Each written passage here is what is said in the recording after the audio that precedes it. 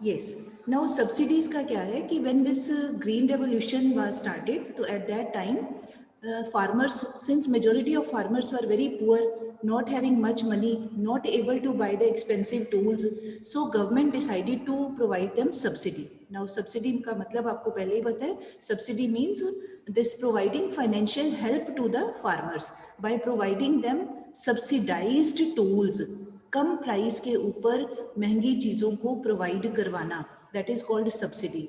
जैसे कई बार आपने सुना होगा घर पे हम एलपीजी जो सिलेंडर यूज़ करते हैं ना, तो वो भी सब्सिडाइज्ड रेट पे होता था. तो later on PM said that those who can afford they can leave that subsidy. मतलब गवर्नमेंट हमें कम प्राइस के ऊपर, below the market price, when government provides anything, that is called subsidised commodity. तो अब सम जो पीपल हैं, they are in favour of this continuation of subsidies and some are against this provision of subsidies. कि भाई इतना time बीत चुका है, 47 50s के बाद से, आप तो रफली अगर अंदाजा लगाओ तो 50 और 20, more than 70 years have passed. आज की डेट में अगर देखें तो more than 70 years have passed. तो now some people are of this view, economists are of this view कि now there should be an end to this provision of subsidies.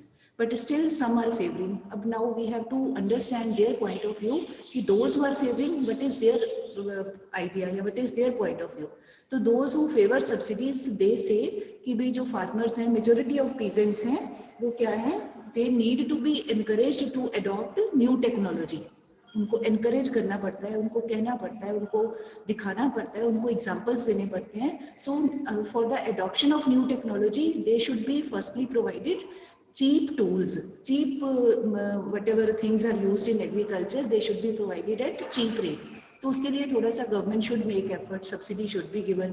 फिर दूसरा है कि जो फार्मर्स हैं ज़्यादातर पुअर हैं, एज आई टोल्ड अर्लियर. तो पुअर फार्मर्स के पास they don't have much money to buy expensive, क्योंकि जो जैसे फॉर एग्जांपल फर्टिलाइजर्स है, chemical fertilisers, they are expensive. HYV seeds हैं, दे आर एक्सपेंसिव. इरिगेशन के लिए अरेंजमेंट करना है, ट्यूबवेल लगवाना है, पंप लगवाना है, इलेक्ट्रिसिटी का अरेंजमेंट करना है, ये all these things they need money. तो expensiveness of the materials which are required in agriculture, that also compels the farmers to think about this money expenditure. सोचना पड़ता है कि कहाँ कैसे पैसे खर्च करें. So they, some people say कि भाई for this reason subsidy should be given.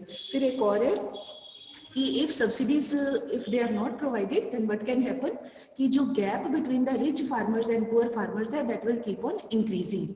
कि जो rich farmers हैं, comparatively rich landlords हैं, जिनके पास अभी भी comparatively I am saying ज़्यादा ज़मीन है, those who are prosperous flourishing farmers, तो they can afford, जिसके पास मनी है वो तो अफोर्ड कर सकता है. बट जो on an average middle class farmers हैं, they may not be able, या जो पुअर फार्मर्स हैं, they may not be able to buy these expensive things. तो in order to reduce the inequality between the rich and poor farmers, subsidies should be continued. ये these are the ideas of those people who support subsidies, who are in favor. ठीक है. तो अब now as I told earlier also, every coin has two sides. Now what are the ideas of those people who are opposing कि क्यों subsidy नहीं देनी चाहिए. Now their point of view is कि भाई जो subsidies हैं, now enough time has passed after independence, तो more than 70 years have passed. Now farmers should be they should be forced to think that every time they should not depend on cheap prices, cheap subsidized products from the government side. मतलब their dependence on the government for every kind of subsidy, that needs to be curtailed. हर बात के लिए depend होना कि भाई अपने आप कोशिश नहीं करना, एफर्ट नहीं करना, इस तरह की प्रैक्टिस छोड़नी चाहिए फार्मर्स को. Now they should try to work independently on their own, and they should be compelled to spend money from their own pocket also. क्या अपनी जेब से भी खर्च करके कुछ इनपुट्स को खरीदे, महंगे हो सस्ते हो जैसे भी हो, they should be forced to do this type of things. Secondly, जो चाहते हैं कि subsidies should not be given, उनका one more point of view is that कि भाई जो rich farmers हैं, those who are having enough money, they can buy, they can afford, so then what is the need to provide help to those people? Help should be given to only those people who are really needy, those who are in need of money, those who are unable to buy, उनको तो help is required, उनको तो एक point के लिए we can assume कि हाँ भाई they should be given, but those who are very rich farmers, very landlord type farmers, those who are having enough money and land with them, why can't they spend from their own pocket, है ना? तो जिसके पास, जैसे आप कहीं कोई bagger है, उसको तो हम कहते हैं कि चलो इसको पैसे दे दो, इसको हेल्प करनी है, बट कोई बैगर कार में बैठ के आए और कहे कि मैं बेगिंग करता हूँ, मुझे हेल्प दे दो, उसको आप दोगे?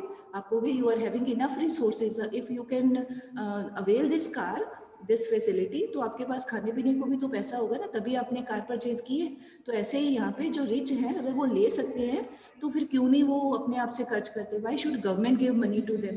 सो these are the types of ideas कि भाई जो सब्सिडीज है वो नहीं देनी चाहिए। फिर एक और है कि जो सब्सिडी का एक्सेसिव एडवांटेज हुआ, that was to the fertiliser industry, because fertiliser was used, chemical fertiliser in more than required quantities. तो fertiliser industry got a lot of benefit from the government कि भाई आप फार्मर्स को सस्ते price के ऊपर दो, your this expenditure will be bought by the government. तो वो उस लालच में वो अपने फर्टिलाइजर्स को प्रमोट करने के लिए, in order to earn their own profit, they were in favour of supporting these subsidies. तो इस तरह से different ideas are there, some people are in the favor of subsidies and some are against subsidies, ठीक है?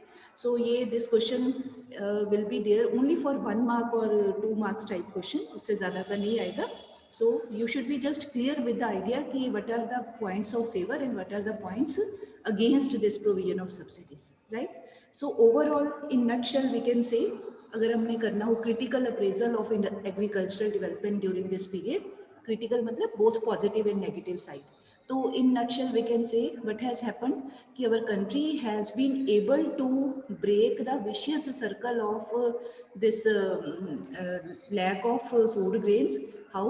With the help of green revolution. vicious circle होता है किसी चक्र में फंस जाना, जैसे बाहर निकलने का रास्ता नहीं मिलता है। तो ऐसे ही जो हमारा country at the time of independence, it was importing food grains, now it has come in the capacity to export food grains. मतलब this is we can say huge change in the food grain production, excessive increase हो चुकी है। Now we are no more dependent on other countries. फिर और कह सकते हैं हम सेल्फ सफिशिएंट हो चुके हैं, हमारा कंट्री, हमें दूसरों से लेने की ज़रूरत नहीं है। Now rather we are helping, we can help other countries also if they need food grains even at the time of any calamity. Then farmers are left with sufficient marketable surplus also. मतलब after meeting their needs, personal family needs, they are having enough sufficient extra food grain with them, extra crops with them which they can sell in the market and earn profits. ये तो हुई positive side. Now what is the negative side? Negative side ये है कि when any country makes progress, this is a historical experience कि उसमें क्या होता है कि now when production of agriculture has increased, तो that increase should take place with the help of least number of people. मतलब कम लोग काम करके ज़्यादा प्रोडक्शन करें एग्रीकल्चर में, तो हम कह सकते हैं कि agriculture is growing. But in our country it has not happen so. जो हमारे कंट्री में एग्रीकल्चर का कंट्रीब्यूशन था टू जीडीपी, मतलब हमारी नेशनल इनकम आप कह लो, उसमें जो कंट्रीब्यूशन था एग्रीकल्चर का, that was more than 50% at the time of independence, या 1950s के शुरू में, बिगनिंग में मोर than 50%, 50% was coming from agriculture, ठीक है? और हमारे लोग भी कितने थे? मोर than 70% people were employed in agriculture. मतलब पूरे पॉपुलेशन के अगर हम रफली कहें 70 या 75% लोग काम करके दे वर कॉन्ट्रीब्यूटिंग 50% या more than 50% to the national income. But over a period of time 1990 तक का टाइम आते आते अब क्या हुआ? Contribution to GDP has decreased agriculture का, ठीक है? वो कम होके रह गया है तकरीबन, if I am not wrong, तो 17% के अराउंड। मतलब money which is coming to national income that has come down to 17 या 18% हो गया है। But the number of dependent people on agriculture that has not got decreased. मतलब people are still depending even till date 65% के around people they are still depending upon agriculture for their employment. इसका मतलब लोग अभी भी ज़्यादा है agriculture में, बट इतने सारे लोग काम करके भी दे आर कॉन्ट्रीब्यूटिंग लेस। तो होना ये नहीं चाहिए था इन एडवांस्ड कंट्रीज। वहाँ पे इफ़ वी कंपेयर तो जो अमेरिकन कंट्रीज हैं या वेस्टर्न यूरोपियन कंट्रीज हैं, वहाँ पे hardly 5 to 6% of their population they are employed in agriculture, but they are contributing more than this more than 50% to their national income, hardly 4 to 5% people. और वही काम हमारे country में कर रहे हैं 65% के अराउंड लोग काम कर रहे हैं। और 1950s के दौरान या उस समय कह सकते हैं हम लोग ऑलमोस्ट 65%, 67% रफली फिगर बता रही हूँ, मतलब ऑन एन एवरेज 67% के around people were working in agriculture, और 90s तक का टाइम आते आते 65 हो गए, मतलब hardly 2% people became less, dependence कम हुई, but contribution to national income वो बहुत ज़्यादा कम हो गया। तो ये ओवरऑल फिर आइडिया क्या निकलता है, इसका मीनिंग ये है कि हमारा जो कंट्रीब्यूशन है वो कम हो रहा है, मतलब हमारी जो लोगों की अपनी डिमांड है वो इतनी ज़्यादा हो रही है due to increasing population and due to lack of work in industrial and services sector. Why people keep on working in agriculture? Because there is absence of job opportunities in industries as well as in services sector. तभी आपने पढ़ा हुआ ना 9th और 10th में disguised unemployment, तो उनको काम ही नहीं मिलता है या उनको आता नहीं है, they keep on working in agriculture. तो this was the critical appraisal. Critical appraisal means we have to tell both positive side as well as negative side. ठीक है जी. Now coming to this was the first section this with regard to achievements of our planning during 1950 to 90. Now we have to pay attention to second aspect, very interesting and very, very important from final papers point of view, that is industry or industrial sector. Okay. अच्छा, now before coming to anything else, we should know the meaning of कि industries का क्या importance क्या होती है. Meaning तो आपको पता ही है. इंडस्ट्रीज का मतलब when raw materials are converted into outputs. Factories जो होती हैं जहाँ पे कुछ मैन्युफैक्चर किया जाता है. तो इंडस्ट्री की इंपॉर्टेंस क्या होती है, you all have read in your 10th class geography also.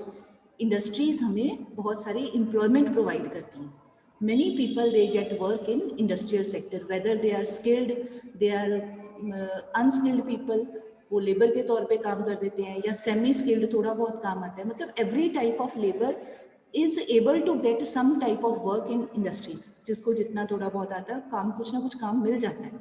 And then industries जो होती हैं they help to modernize the country. Variety of products are made which are needed by people, and then diversification of commodities that also takes place, and ultimately it leads to the prosperity. जितना ज़्यादा manufacturing होगा, that means country can export also after meeting its own needs. Country can export to other countries also, तो earn कर सकता है foreign currency, और उसके बाद फिर अगर फॉरेन करेंसी भी आती है, अपनी नीड्स भी पूरी होती हैं, that means there is a kind of self sufficiency in the secondary sector, है ना, अपने आप के ऊपर डिपेंड हो सकते हैं. तो ये सिचुएशन होती है. सो एंड एक्सेसिव जो एग्रीकल्चरल लेबर है that can also be absorbed, कि वहाँ से डिस्गाइज्ड अनएम्प्लॉयमेंट की problem that can also be solved if there are more industries. तो this is just in short the importance. अब नाउ क्या हुआ कि जब हमारे कंट्री में ये प्लानिंग पीरियड स्टार्ट किया गया in the beginning 47 onwards 50 onwards, तो ये सोचा गया कि क्या करें, how this industrial development can be made. चाहिए तो है एग्रीकल्चर, तो पहले कर लिया कि वो तो है ही है, उसके साथ country can not depend only on agriculture. एक ही चीज़ के ऊपर डिपेंड रह के डेवलपमेंट नहीं हो सकती है. Industries are equally important. तो फिर ये सोचा गया कि व्हाट शुड बी डन, क्या किया जाए. Can this programme of industrial development be left to private sector solely. Solely मतलब अकेले दम के ऊपर. Can all this responsibility be given to private sector, और should government come forward. Government का मतलब पब्लिक सेक्टर. शुड गवर्नमेंट और public sector be given more importance, what should be done.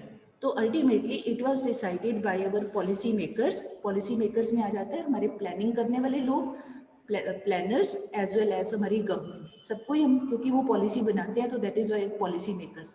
तो दे डिसाइडेड कि भी जो इंडस्ट्रियल डेवलपमेंट है that should not be left to single handedly, that should not be left to private sector.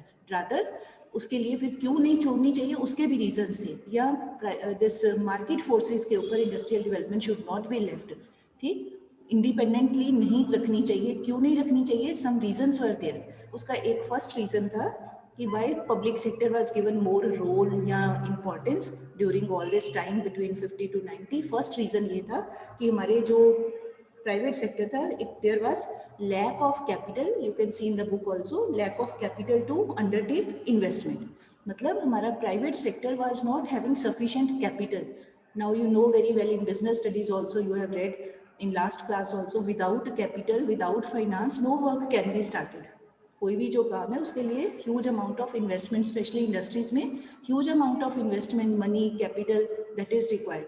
But at that time 50s early phase of our free India और independent India, तो जो हमारे private sector के लोग थे, they were not having huge amount of capital with them.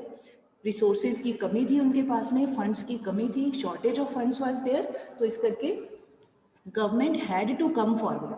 भी अब उनके पास पैसा नहीं है तो कहाँ से लगाएंगे, इस करके गवर्नमेंट की रिस्पॉन्सिबिलिटी बनती थी सामने आके मनी इन्वेस्ट करना. एक तो ये रीज़न था.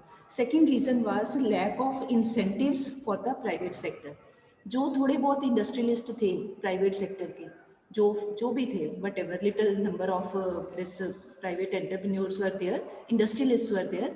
अब उन लोगों के सामने भी आप एक मिनट के लिए you can think, if you are an industrialist, आप एक बिजनेसमैन हो, इंडस्ट्रियलिस्ट हो, तो आपका पर्पस क्या होगा कि you should get profit after doing the work. तो प्रॉफिट कब होगा आपको, if your production gets sold in the market. Production कब सेल होगी आपकी, कब उसको डिमांड, उसकी सेल होगी जब लोग डिमांड करेंगे. अगर लोगों को पास डिमांड है, लोग जाते हैं मार्केट में, if they demand only then your produced goods can get sold.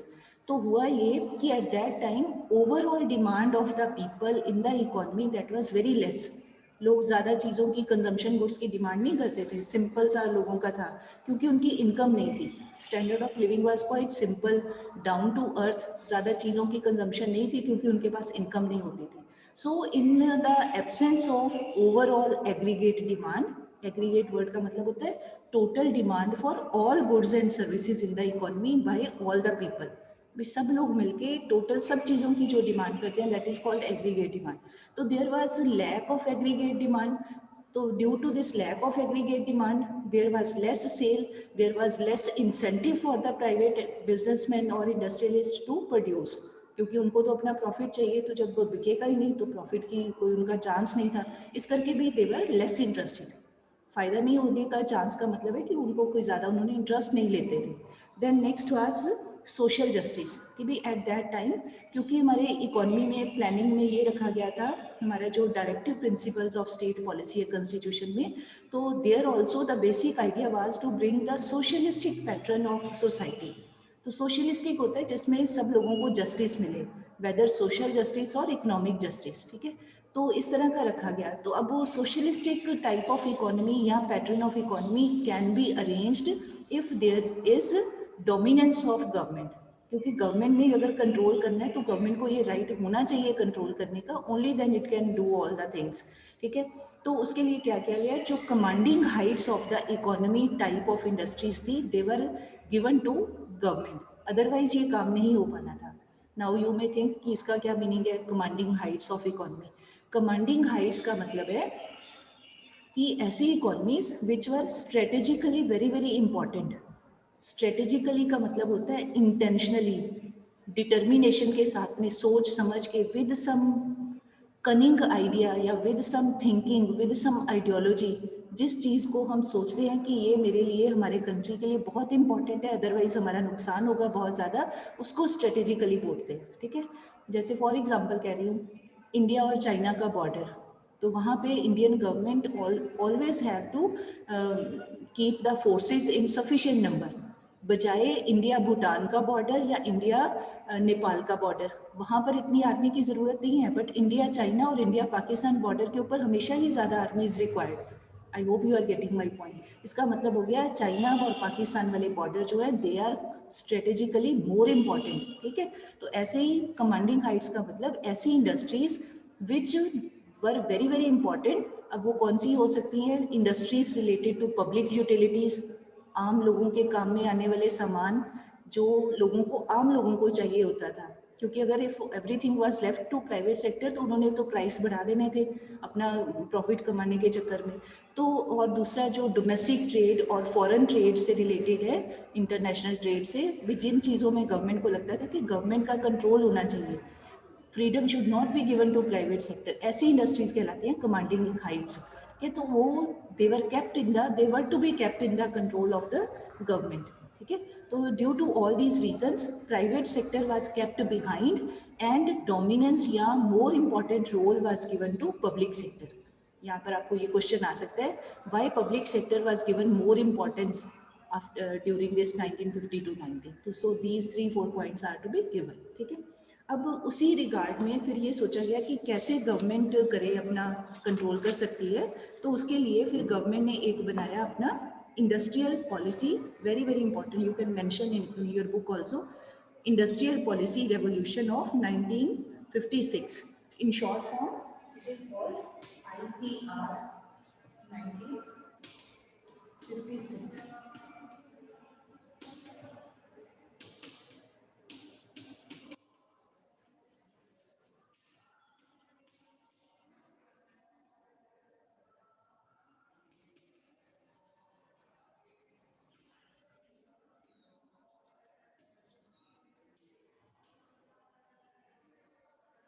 Now, I hope board is visible to you. One by one, I will let you know what is the meaning of all this, what I have written. First है कि अब government ने, when it started to think about this interfering in industrial sector, तो how that interference took place. तो उसके लिए एक बनाया गया इंडस्ट्रियल पॉलिसी रेजोल्यूशन ऑफ 1956। जब भी IPR लिखा होगा तो आपने समझना है इसका full form industrial policy resolution. Resolution का मीनिंग क्या होता है? कई बार आप कहते हो न्यू ईयर पे मैंने ये रेजोल्यूशन कर लिया कि अब मैंने ये करना है, ये काम करना है, वो काम करना है, या आप कोई जब एग्ज़ाम्स होते हैं तो आप रेजोल्यूशन करते हो कि आज से मैंने, जब तक एग्ज़ाम्स नहीं होते थोड़ा जल्दी उठ के मैंने पढ़ना है। तो रेजोल्यूशन का मतलब टू टेक सम रिजॉल्व, कोई अपने आप को कोई शर्त लगाना अपने आप के ऊपर, या अपने आप को फुल डिटर्मिनेशन के साथ कोई काम करना, या विद रिगार्ड टू एनीथिंग कोई फर्म डिसीजन लेना, उसको कहते हैं रेजोल्यूशन। तो अब ये क्या रेजोल्यूशन लिया गया कि भी इस रेजोल्यूशन का मतलब था कि नाउ जो गवर्नमेंट है it will play significant role in the industrial development of the country.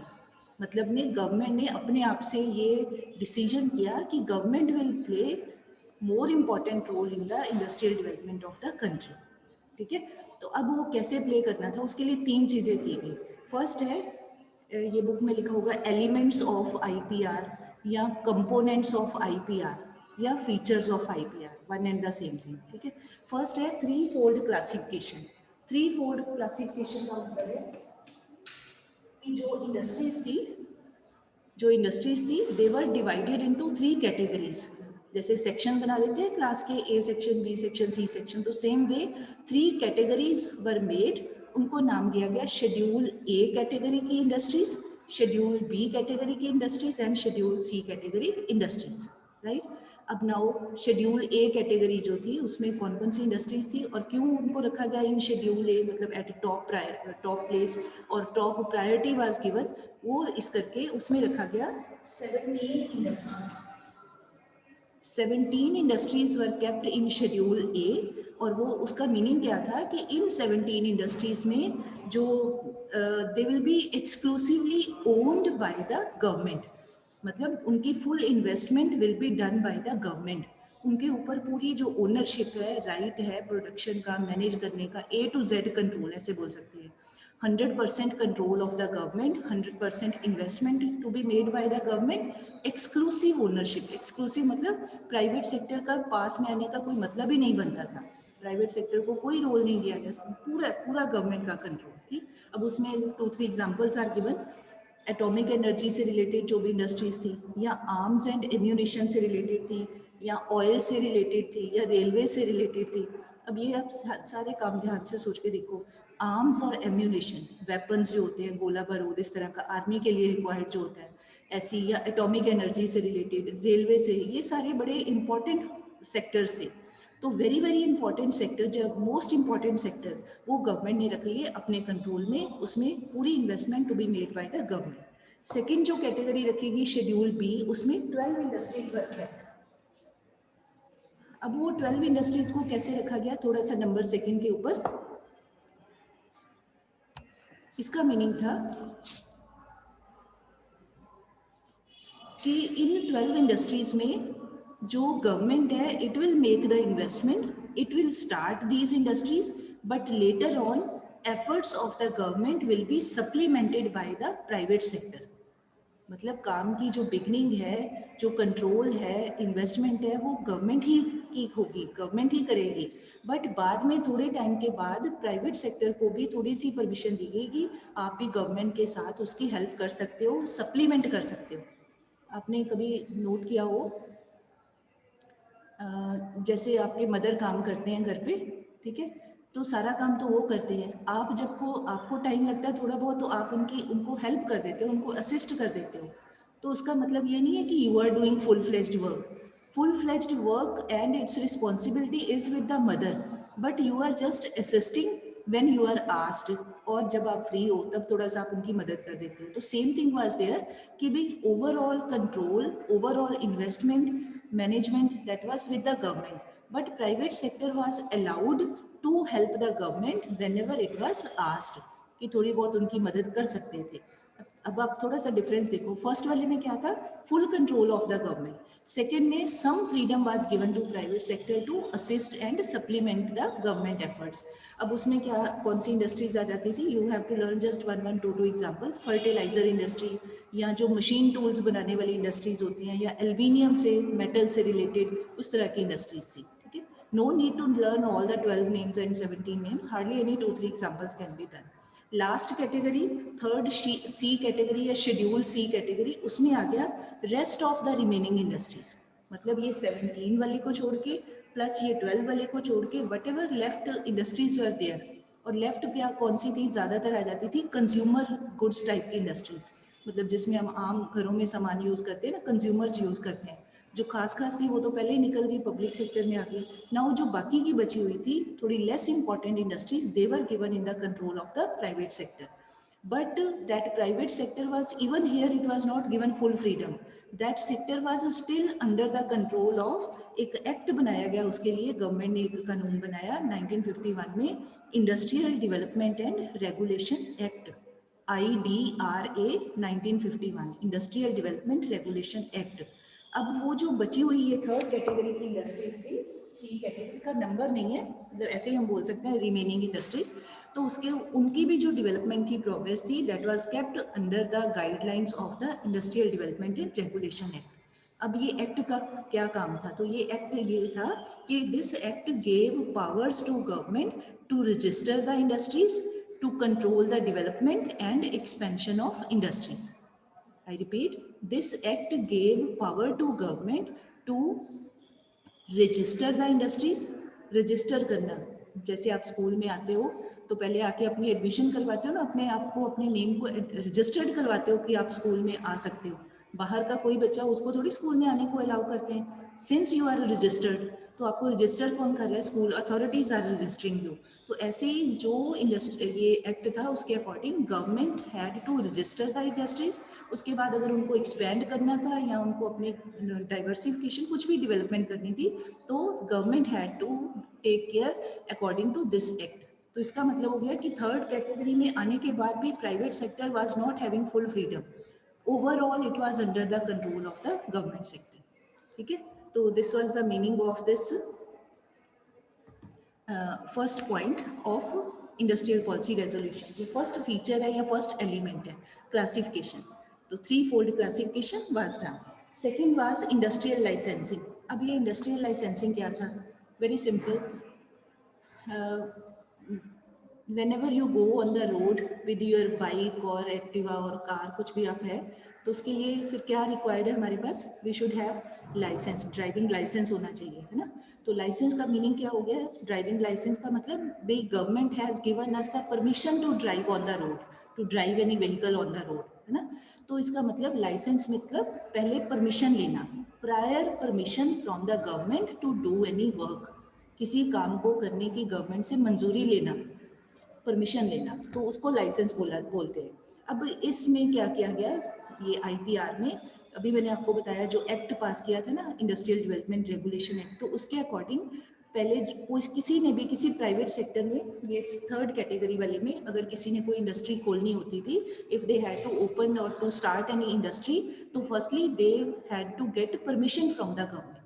उसके लिए पहले लाइसेंस लेना पड़ता था. सो परमिशन वाज रिक्वायर्ड, उसके लिए लाइसेंस था. No new industry could be established without taking licence.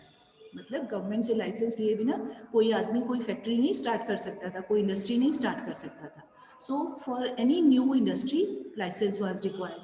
फिर सेकेंडली गवर्नमेंट ने क्या किया, in order to promote the development of backward areas, region wise जो बैकवर्ड एरियाज थे जहाँ पर थोड़ी कम डेवलपमेंट थी, पिछड़े हुए एरियाज थे, तो उन एरियाज की डेवलपमेंट के लिए क्या किया, इंडस्ट्रियलिस्ट्स वर एनकरेज्ड कि if you establish your industry in some backward area तो आपको ज़्यादा कोई ना कोई आपको डिस्काउंट दिया जाएगा या आपको कोई कंसेशन दिया जाएगा या आपको जल्दी लाइसेंस दे दिया जाएगा, ऐसे कह सकते हैं. To promote the regional development of the country, regional equality of the country की साथ. जैसे अब रीजनल इक्वलिटी क्या आपको पहले भी बताया, जैसे अगर हम कंपेयर करें गुजरात, महाराष्ट्र, पंजाब ये कंपैरेटिवली बेटर स्टेट्स हैं, यहाँ पर डेवलपमेंट ज़्यादा है. बट अगर हम कंपेयर करें इसके मुकाबले बिहार, उड़ीसा, नॉर्थ ईस्ट वाली स्टेट्स वो बड़ी बैकवर्ड स्टेट्स हैं इन डेवलप्ड स्टेट्स के मुकाबले. ठीक है, तो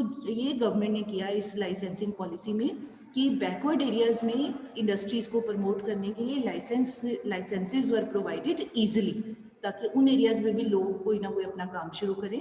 इंडस्ट्रियलिस्ट वहाँ अगर फैक्ट्री लगाएंगे तो लोकल लोगों को भी काम मिलेगा, डेवलपमेंट होगी. विद दिस आइडिया ये था हमारा लाइसेंसिंग का. ठीक है, और एक और था, अगर किसी इंडस्ट्रियलिस्ट ने अपनी कोई प्रोडक्शन कैपेसिटी को एक्सपैंड करना है, मतलब पहले फर्स्टली परमिशन ली हुई है, फॉर एग्जांपल मान लो कि भी 100 चीज़ें बनाने की परमिशन ली हुई है. Now that industrialist wants to expand his productive capacity कि अब वो 100 की बजाय 120 चीज़ें प्रोड्यूस कर सकता है या करना चाहता है. Again for that he had to get permission from the government expansion के लिए. अगर कोई डाइवर्सिफिकेशन करना चाहता है, कोई नया प्रोडक्ट बनाना चाहता है तो भी लाइसेंस वाज रिक्वायर्ड. मतलब for each and everything licence was required. It was like a check on the private sector. And thirdly very simple and easy, industrial sops. Sop का मतलब कंसेशन.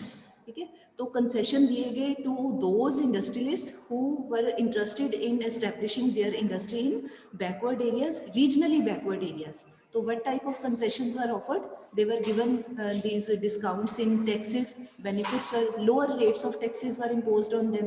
या उनको जो electricity थी that was provided at a cheaper rates, comparatively cheaper rates. So this type of power concessions, tax concessions, they were offered to those industries who were interested in establishing their industry in backward areas, right? So this was all about the features of IPR. Our time is also going to be over, so I want to conclude here only. Tomorrow we will start the next part. So all are requested to revise up to this part, read all these pages. Okay, so now I am going to end the meeting. Thank you all.